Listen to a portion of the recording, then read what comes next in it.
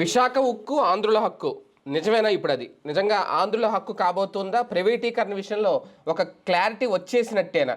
లేదా ఇప్పుడున్న పరిస్థితుల్లో విశాఖ స్టీల్ ప్లాంట్ అప్పులు పాలైపోయింది, నష్టాల్లో కూరుకుపోయిన నేపథ్యంలో 11,000 కోట్ల రూపాయలు కేంద్రం నుంచి వచ్చిందా? దీన్ని రాజకీయంగా ఎవరికి వాళ్ళు తమ ఖాతాలో వేసుకుని ఆ క్రెడిట్ మాదే అని చెప్పుకునే ప్రయత్నం కూటమి ప్రభుత్వం ఎలాగ సహాయ సహకారాలు అందిస్తుంది కాబట్టి కేంద్రం తెలుగుదేశం పార్టీకి అనూహ్యంగా కలిసి వచ్చిన ఒక క్రెడిట్ మోడీ వల్ల బాబు గారికి వస్తున్న క్రెడిట్లో ఇది ఒక భాగమా? అసలు ఏం జరుగుతుంది స్టీల్ ప్లాంట్ వ్యవహారంలో? కేంద్రం అసలు ఆలోచన ఏంటి, మనసులో ఉన్నది ఏంటి, బయట పెట్టారా? ఇంకా ఇది అంశం మీద చర్చించే ప్రయత్నం చేద్దాం. సార్, మొదటి నుంచే ఉద్యమాలు లేదంటే ఒక ఎమ్మెల్యే రాజీనామా, వైఎస్ఆర్సీపీ కూడా పాదయాత్ర చేసినప్పుడు విజయసాయిరెడ్డి గారు కూడా పాదయాత్ర చేశారు విశాఖలో. వీటన్నిటి ప్రతిఫలమా అసలు ప్రైవేటీకరణకు ఈ 11,440 కోట్లకు అసలు ఏమాత్రం సంబంధం లేదా? అందరి ప్రయత్నము కలిస్తేనే ఇది సాధ్యమైంది అనుకోవాలి. ఎందుకంటే కుమారస్వామి చాలా స్పష్టంగా చెప్పారు, వాస్తవంగా ప్రైవేటైజ్ చేద్దాం అనుకున్నారు. మూసేయాలని ఎవడనుకోడు అంత పెద్ద ప్లాంట్ని. ప్రైవేటైజ్ చేద్దాం అనుకుంటే అప్పట్లో జగన్ ప్రభుత్వం అసెంబ్లీలో దాని మీద చర్చ పెట్టి తీర్మానం చేసింది, ప్రైవేటైజ్ చేయడానికి వీల్లేదన్నటువంటిది. ఆ సందర్భంలో అది ఆగింది. ఆ తర్వాత చూస్తే దాని నష్టాలని భర్తీ చేయడానికి అసలు సమస్య ఏంటి? దానికి క్యాప్టివ్ మైన్స్ అంటారు. అంటే దానికోసం అంటూ ఒక మైన్ లేదు. ఇప్పటిదాకా ఏంటంటే ప్రైవేటుగా దొరికేటటువంటి ముడి ఖనిజాన్ని కొనుక్కుని అది వాడుతుంది. ఇప్పుడు మన దగ్గర ఉన్నటువంటి బావిలో నుంచి మనం నీళ్లు తోడుకుంటే ఖర్చు ఉండదు. అదే మనం కనుక ఏ వాటర్ ప్లాంట్ వాళ్ళ దగ్గర నుంచి కొంటే ఎంత అవుతుంది? ఒక ఇంటికే చూసుకుంటే మన ఇంటి దగ్గర బోర్ వేసుకున్నాం అనుకోండి, మనం ఆ బోరుకి అయ్యే కరెంటుకి ఖర్చు పెడతాం. అదే కనుక వాటర్ రోజు ట్యాంక్ తెప్పించుకోవాల్సి వస్తే ఓ ట్యాంక్ కట్టించుకుని దానికి ఎంత ఖర్చు అవుతుంది? డబుల్, 3, 4 టైమ్స్ అవుతుంది సహజంగా. ఎందుకంటే అది అక్కడ ట్యాంకులో పోసినా మళ్ళీ మోటార్ వాడాల్సిందే కదా. అట్లాగే స్టీల్ ప్లాంట్కి సంబంధించి సమస్య ఏమైంది? సొంత క్యాప్టివ్ మైన్స్ లేకపోయేటప్పటికి అది పెద్ద సమస్యగా మారింది. వేరే వాళ్ళ దగ్గర నుంచి కొనేటప్పుడు రేట్ ఎక్కువ అవుతుంది. ముడి సరుకు రేట్ ఎక్కువైనప్పుడు దాని అవుట్పుట్ ప్రొడక్షన్ కూడా రేట్ ఎక్కువ అవుతుంది. యాక్చువల్గా చెప్పాలంటే హై క్వాలిటీ స్టీల్ ఉత్పత్తి అవుతుంది విశాఖ స్టీల్ ప్లాంట్. కానీ దానికి కావలసినటువంటి రా మెటీరియల్కి అట్లాగే దాని ట్రాన్స్పోర్టేషన్కి అయ్యే కాస్ట్ వలన అది నష్టపోతూ వచ్చింది. దానికి తోడు ఓవర్ సిబ్బంది ఉన్నారు, అవసరానికి మించిన సిబ్బంది ఉన్నారు. జీతాలు తీసుకుంటున్న వాళ్ళల్లో పనిచేసేటటువంటి వాళ్ళ సంఖ్య ఏమో 40-50% ఉంటే దాన్ని కవర్ చేయడం కోసమని అవుట్ సోర్సింగ్ కాంట్రాక్ట్ ఎంప్లాయీస్ని పెద్ద ఎత్తున పెట్టుకోవాల్సి వచ్చింది. ఇది ఒక భారం అవుతా వచ్చింది. దాన్ని పరిష్కరించాలంటే కార్మిక సంఘాలు, ఐక్య ఉద్యమాలు ఈ గోల నడుస్తుంటుంది. దాన్ని అందుకని ఎటు పరిష్కరించకుండా వదిలేశారు. ప్రైవేట్కి ఇచ్చేస్తే అంతా ఇక మన చేతికి మట్టి అంటది కదా అని దులుపుకుందాం అనుకున్నారు. కానీ ఈ విశాఖ స్టీల్ ప్లాంట్ అంటే ఆంధ్రుల హక్కు అన్నటువంటి, విశాఖ ఉక్కు ఆంధ్రుల హక్కు అన్న నినాదం నుంచి వచ్చింది అన్నటువంటిది ప్రతి భారతీయ జనతా పార్టీ కార్యకర్త నమ్మేటటువంటిది. ఒకప్పుడు ఆ ఉద్యమంలో ఆనాటి జనతా వాళ్ళు కూడా పాల్గొన్నటువంటి వాళ్ళు కాబట్టి ఆ విధమైనటువంటి ఆలోచన ఉంది, దాన్ని పోగొట్టకూడదు అన్నటువంటిది. ఇప్పుడు ఒక 2 రకాలైనటువంటి దాంతో కేంద్ర ప్రభుత్వం ఇందులో ఇన్వాల్వ్ అయింది. ఒకటేంటయ్యా అంటే ఇప్పుడు ఇంటర్నేషనల్గా స్టీల్కి బాగా గిరాకీ పెరిగింది, రేట్లు బాగా వస్తున్నాయి, లభిస్తున్నాయి. మన నుంచి ఎక్స్పోర్ట్లు చైనా నుంచి తగ్గింది ఎక్స్పోర్ట్. ఎందుకంటే చైనాలో ఆ కంపెనీలకు కొంత క్రైసిస్ వచ్చింది, పవర్ క్రైసిస్ ఏమొచ్చిందో తెలియదు కానీ క్రైసిస్ వచ్చింది. దాంతో ఇండియన్ స్టీల్ మీదన ఎక్కువగా ఎక్స్పోర్టేషన్ నడుస్తుంది. దీన్ని వినియోగించుకోవాలి అంటే మనకి ఇక్కడ ప్రొడక్షన్ భారీగా ఉత్పత్తి కావాలి, దానికి అనుగుణంగా పరిశ్రమలు పెరగాలి. ఉన్న పరిశ్రమలు మూసేసుకుంటూ కొత్త పరిశ్రమలు పిలుచుకుంటే ప్రయోజనం ఏంటి? ఎందుకు ఇప్పుడు మిట్టలు తెస్తాడు, లేకపోతే ఇంకొకళ్ళు తెస్తారు అంటుందంటే స్టీల్ ప్లాంట్ మీద ఎందుకు ఆసక్తి చూపెడుతున్నారు జిందాల్ వీళ్ళందరూ అంటే ఇప్పుడు అవకాశాలు పెరిగినాయి అన్నమాట. ఇంకొక వైపున ఏంటంటే ఇదివరకు నవీన్ పట్నాయక్ గవర్నమెంట్ ఉంది ఒరిస్సాలో. అప్పట్లో వాస్తవంగా విశాఖ స్టీల్ ప్లాంట్కి ఒక గనిని కేటాయించింది కేంద్ర ప్రభుత్వం. మామూలుగా అయితే కనుక మనకి 1992లో ఈ ప్రపంచీకరణలో మనం సంతకం పెట్టిన తర్వాతన ఏ గనైనా సరే ఏదైనా సరే ప్రైవేట్కి ఇవ్వాల్సిందే కానీ, అంటే వేలం వేయాలి. ఈవెన్ ప్రభుత్వ రంగ సంస్థలు కూడా వేలంలో కొనుక్కోవాల్సిందే కానీ వాటిని ప్రత్యేకించి ప్రోత్సహించకూడదు అనేది నిబంధన. వరల్డ్ ట్రేడ్ ఆర్గనైజేషన్ WTO ఒప్పందం కారణంగా ఆ నిబంధన ఉంది. ఆ కారణంగా మనం దానికంటూ సపరేట్గా ఇవ్వాల, వేలంలో కొనుక్కునే స్తోమత దానికి ఉండట్ల. అందువల్ల ఆగిపోతూ వచ్చింది. అయితే ఈ మధ్య కాలంలో అమెరికాను కొన్ని దేశాలు ఏం చేస్తుంటే కొన్ని దేశీయ మార్కెట్ ప్రయోజనాల కోసం అంటూ ఈ నిబంధనలో కొన్నింటి నుంచి బయటకు వస్తున్నాయి, వచ్చి కంటిన్యూ చేస్తున్నాయి, వాళ్ళ పరిశ్రమని ప్రోత్సహించుకోవడానికి సిద్ధపడుతున్నాయి. కాబట్టి అదే ఇప్పుడు భారత్కి కూడా ఒక వెసులుబాటు అయింది. అందులో భాగంగా క్యాప్టివ్ మైన్ని కేటాయించింది ఏది మోడీ ప్రభుత్వం. కానీ సమస్య ఎక్కడ వచ్చిందంటే ఒక మైన్ మనం కేటాయించాక ఈ ఏరియాలో తవ్వుతామని చెప్తాం. ఈ తవ్వకానికి అక్కడ ప్రజలు పర్మిషన్ ఇవ్వాలి, నో అబ్జెక్షన్ సర్టిఫికెట్ ఉండాలి. అక్కడ ఏం చేయాలి, ప్రజల్ని అధికారులు మోటివేట్ చేయాలి. అమ్మ ఇక్కడ తవ్వుతాం కానీ ఈ తవ్వడం వల్ల ఏ పర్యావరణ ప్రాబ్లం రాదు, మీకు ఎట్లాంటి అనారోగ్యం ఉండదు, మీకు ఇంకా ఉపాధి అవకాశాలు పెరుగుతాయి, మీ జీవితాలు బాగుపడతాయి అని అక్కడ వాళ్ళని ఒప్పించాలి. ఈ క్యాప్టివ్ మైన్స్, ఈ మైన్స్ ఎక్కడ ఉంటాయి, ఎక్కువగా అటవీ ప్రాంతాల్లో ఉంటాయి. అటవీ ప్రాంతం అంటే గిరిజనులతో ముడిపడి ఉన్నటువంటిది. ఇక్కడ వాళ్ళకి విరుద్ధంగా ఎక్కడ మైనింగ్ చేపట్టడానికి వీల్లేదు. కాబట్టి అప్పట్లో ఆ కారణంగా కేటాయించిన గనిని ఆపేసింది సుప్రీంకోర్టు. దీంతో పాటుగా వివిధ గనులకి కేటాయింపును ఆపేసింది. ఎందుకంటే అప్పుడు ఎవరో పిటిషన్ వేసింది ఏంటంటే స్థానికంగా ఉన్నటువంటి ప్రజల దగ్గర నుంచి ప్రజాభిప్రాయ సేకరణ తీసుకోలేదు అన్న కారణంగా పిటిషన్ వేస్తే అప్పుడు సుప్రీంకోర్టు ఆపేయించింది అనమాట టోటల్గా. అక్కడతో ఆగిపోయినాయి. అయితే కాలక్రమంలో ఏమైందంటే అక్కడ ఆ తర్వాత మరి ప్రజాభిప్రాయం ఎవరు తీసుకోవాలి, అక్కడ ఉన్నటువంటి నవీన్ పట్నాయక్ ప్రభుత్వం, బీజేపీ ప్రభుత్వం తీసుకోవాలి. వాళ్ళు తీసుకున్నామంటే వాళ్ళకి అక్కడ గిరిజనులతో లింకేజ్ ఎక్కువ, ఓట్లు ఎక్కువ వాళ్ళని ఆల్రెడీ వీళ్ళకి కొంత కమ్యూనిస్ట్ ఐడియాలజీతో లింక్ అయ్యి ఉన్నటువంటి వాళ్ళు. కాబట్టి వాళ్ళు ఆ గనుల్ని యాక్సెప్ట్ చేయలే, ఆ ప్రజాభిప్రాయ సేకరణ జరపల. కొన్ని చోట్ల జరిపామని చెప్పేసి రాసేసి రిజెక్ట్ చేశారని రాసేశారు. దాంతో మనకి వాస్తవంగా అక్కడ గని తవ్వితే 26% వాటా విశాఖ స్టీల్ ప్లాంట్కి రావాలన్నమాట ఒక గనిలో. దాంతో విశాఖ స్టీల్ ప్లాంట్ సమృద్ధిగా ఉంటుంది, ఇంకా అవసరమైతే కాస్త రా మెటీరియల్ మిగతా వాళ్ళకి కూడా అమ్మగలదు. అది ఆ విధంగా కూడా డబ్బులు సమకూర్చుకోగలదు. అయితే ఇప్పుడు అక్కడ నవీన్ పట్నాయక్ ప్రభుత్వం దిగిపోయి బీజేపీ ప్రభుత్వం వచ్చి రావడం వల్ల వీళ్ళు ఏం చేశారంటే ప్రజాభిప్రాయ సేకరణ ఒరిజినల్గా చేశారు. అక్కడ ప్రజలు కూడా వాళ్ళకి ఉపాధి అవకాశాలు వస్తాయి అనేటప్పటికీ అక్కడ తవ్వకానికి అనుమతి ఇచ్చారు వాళ్ళు. దాంతో ఇప్పుడు క్యాప్టివ్ మైన్స్ ఓకే అయ్యి ఉన్నది. అంటే ఇప్పుడు 2 రకాల పనిని బీజేపీ ప్రభుత్వం చేసి పెట్టింది. ఒకటి క్యాప్టివ్ మైన్ ఓకే అయిపోవడం, దాంతో రా మెటీరియల్కి ప్రాబ్లం ఉండదు ఫ్యూచర్లో. నెంబర్ 2 వచ్చేటప్పటికి ఫైనాన్షియల్ అసిస్టెన్స్. ముందు ఇప్పటికే ఏడాదికి 5,000 కోట్లు, ఏడాదికి 4,000 కోట్లు ఇట్లాగా అప్పుల పాలైపోతుంది, అప్పుల మీద వడ్డీలు తీర్చుకోవడానికి. దీంట్లో రివైవల్ ప్యాకేజ్ కింద 11,500 కోట్లు ముందు రెగ్యులర్ సిస్టమ్ రన్ చేస్తూ 3వ ఫర్నిష్ అంటే 3వ పొయ్యి ఆగిపోయింది. అది ఇది సంపూర్ణంగా రా మెటీరియల్ వచ్చి సంపూర్ణంగా 3 ఫర్నిష్లు పనిచేస్తే పూర్తి స్థాయిలో రా మెటీరియల్ పూర్తి స్థాయిలో మెటీరియల్ ఉత్పత్తి అయితే నష్టాలు ఉండవు, అది లాభాల బాటలోకి వచ్చే అవకాశం ఉంది. ఒకప్పుడు అటల్ బిహారీ వాజ్పేయి టైంలో ఇట్లాంటిదే రివైవల్ ప్యాకేజీ ప్రకటించితే లాభాల బాటలోకి వచ్చింది. తర్వాత వాజ్పేయి గవర్నమెంట్ దిగిపోయాక కాంగ్రెస్ గవర్నమెంట్ వచ్చాక పోయింది, అది మళ్ళీ నాశనం అయింది. అప్పటి నుంచి ఇది 2007 నుంచి లాసెస్లోకి వెళ్ళడం ప్రారంభమైంది. 2007 ఇప్పుడు 24, అప్పటి నుంచి నష్టాలు అవుతా వచ్చింది. ఇప్పుడు మళ్ళీ దాన్ని ఈ మోడీ ప్రభుత్వం వచ్చాక దానికి రివైవల్ ప్యాకేజీ ప్రకటించడం అంటే ఓవరాల్గా విశాఖ స్టీల్ ప్లాంట్కి ఒక మంచి లైఫ్ ఇచ్చినట్టే. ఒక రకంగా ఈ క్రెడిట్ అంతా మోడీకో లేదంటే బీజేపీకో కట్టబెట్టాలా, లేదంటే మొదటి నుంచి పోరాటాలు చేస్తున్నారు కాబట్టి అది కూడా ఇప్పుడు కూటమి ప్రభుత్వం ఉంది, బాబు గారు సీఎంగా ఉన్నారు కాబట్టి సాధ్యమైందా? ఆ క్రెడిట్ ఓన్లీ బాబు గారికి అందరికీ కట్టబెట్టాలి. తలా ఇప్పుడు మంచి చేసిన వాళ్ళు, పోరాడిన వాళ్ళని అందరినీ ఒప్పుకోవాలి మనం. అందులో గ్రౌండ్ లెవెల్లో ఉన్నటువంటి తెలుగుదేశము ప్రయత్నించింది, జనసేన ప్రయత్నించింది, వైఎస్ఆర్ కాంగ్రెస్ పార్టీ ప్రయత్నించింది. అయితే ఈ పోరాటాల కారణంగా స్పందించాల్సినటువంటి పరిస్థితి ప్రభుత్వానికి రావడం, భారతీయ జనతా పార్టీకి సంబంధించినటువంటి వాళ్ళు కూడా ఎలక్షన్స్ ముందు కూడా విశాఖ స్టీల్ ప్లాంట్ విషయంలో వెళ్ళి అధినాయకత్వానికి చెప్పొచ్చారు, అప్పుడు ప్రైవేట్ వద్దని. ఆ తర్వాత కూడా 2 సార్లు కూడా అదే చెప్పుకొచ్చారు. జీవీఎల్ నరసింహారావు నాయకత్వంలో ఒక కమిటీ వెళ్ళి రిప్రజెంటేషన్ ఇవ్వడం కూడా జరిగింది అప్పట్లో. కాబట్టి ఇందులో అందరి పాత్ర ఉంది.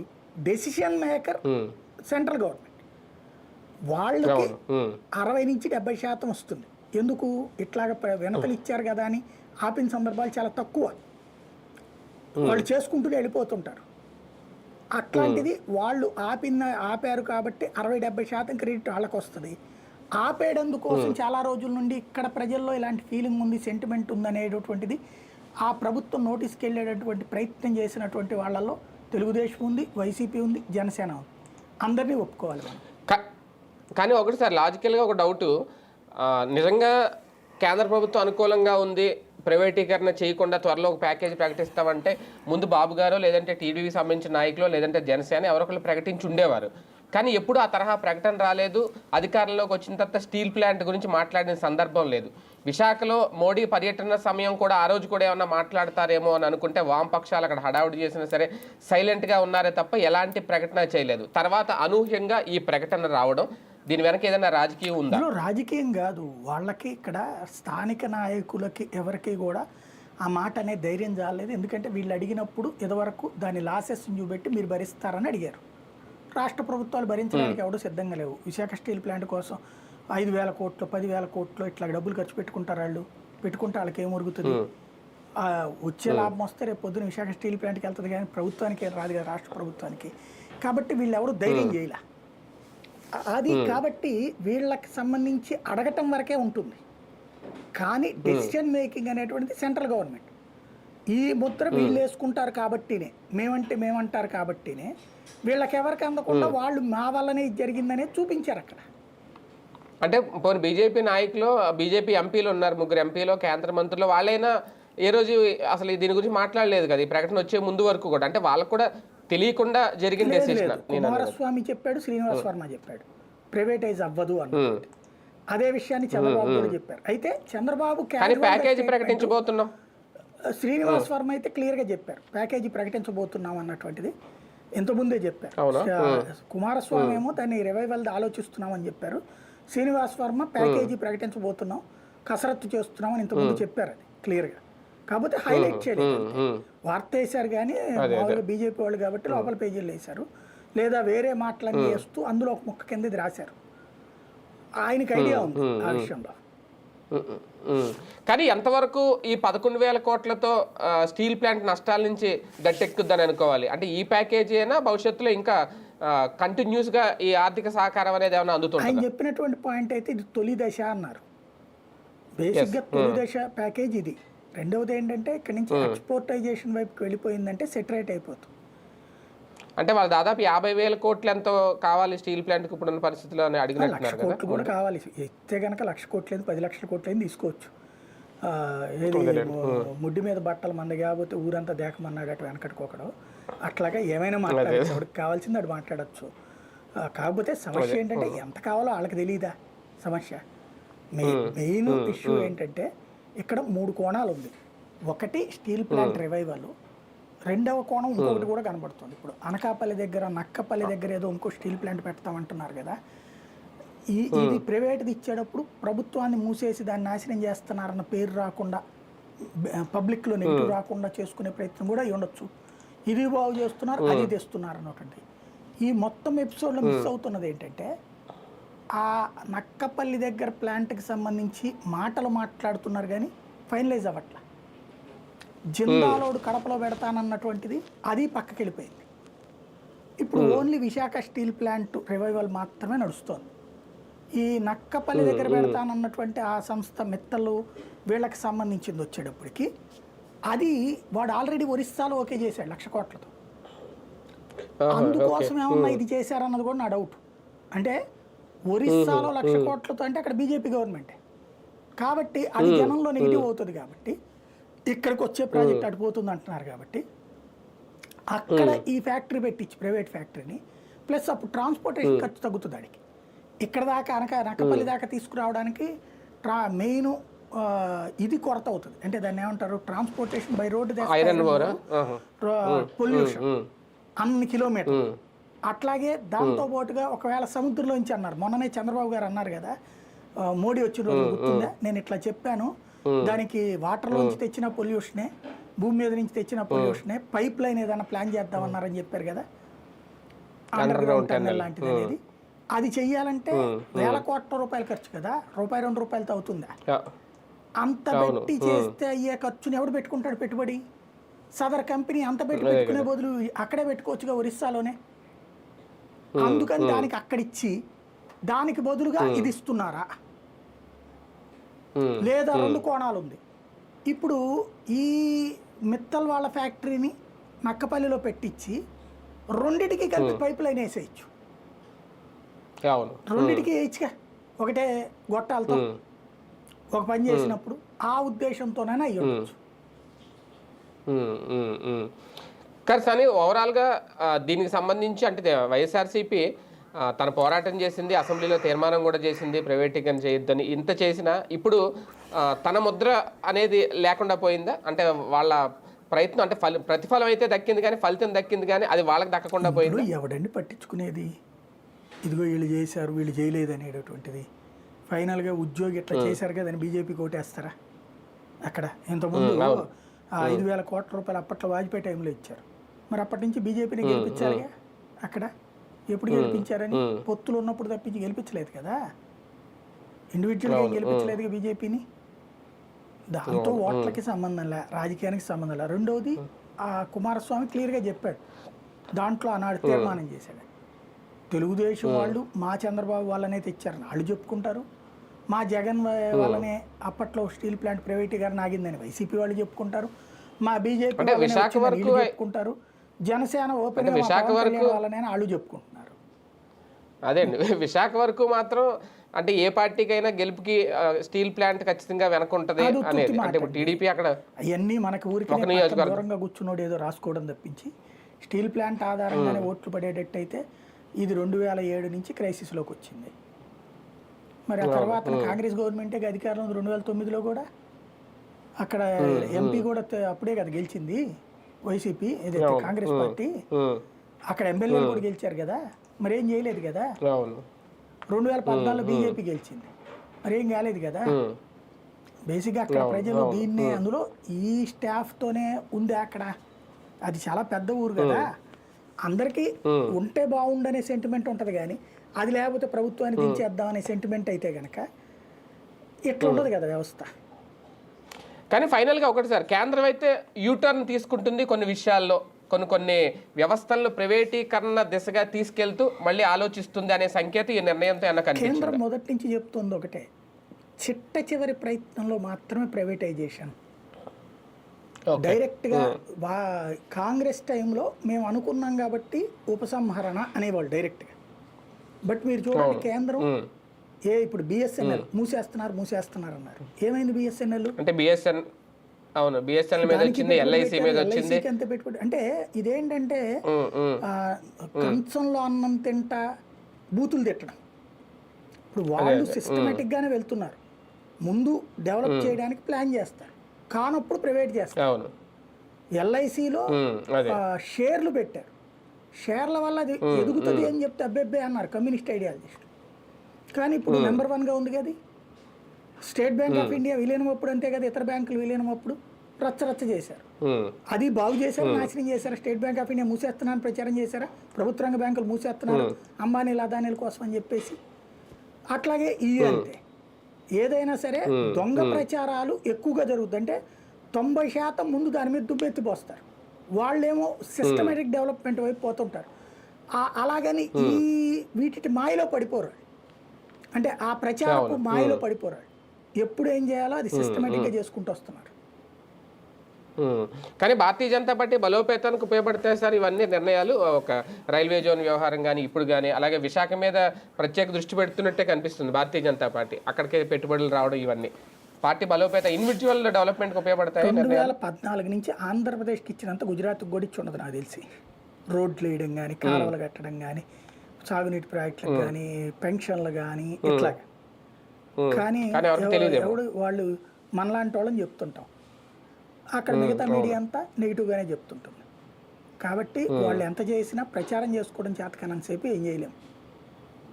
ఇప్పుడు కూడా చంద్రబాబు గారి వల్లే వెనక్కి తగ్గింది, చంద్రబాబు గారి ప్యాకేజ్ వచ్చిందంటారు తప్ప మోడీ అని అనరు కదా. వంశీ కృష్ణ ప్రసాద్ మోహన్ ఎవరు ఉన్నారు కదా అక్కడ, ఆయనేమో పవన్ కళ్యాణ్ గారి అమిత్ షాతో మాట్లాడడం వల్లనే ఆయన ప్రెస్ మీట్ పెట్టాడు. చంద్రబాబు గారి వల్ల జరిగింది బాబు గారే చెప్పుకున్నారు, నేను అడిగానని. అదే సందర్భంలో భారతీయ జనతా పార్టీ వాళ్ళు అట్లా ఏది చెప్పుకోవాలి, మా పార్టీ అసలు చెప్పుకోవాల్సిన వాళ్ళు ఏం చెప్పుకోరు. కాబట్టి నరేంద్ర మోడీనే చెప్పాడు కదా మేము దాన్ని బాగు చేస్తాం. అదే కదా. రైట్. చూద్దాం, మొత్తం స్టీల్ ప్లాంట్ వ్యవహారంలో క్లారిటీ అయితే వచ్చేసింది. ఇక ప్రైవేటీకరణ అయితే జరగదు. అలాగే ఇది తొలి దశ ప్యాకేజ్గా అనుకోవాలా. భవిష్యత్తులో స్టీల్ ప్లాంట్కి పూర్తిగా కేంద్ర సహాయ సహకారాలు అందుతాయనే సంకేతం కూడా కేంద్రం ఇచ్చినట్టేనా. చూద్దాం ఇంకా ముందు ఎలాంటి నిర్ణయాలు ఉండబోతాయనేది.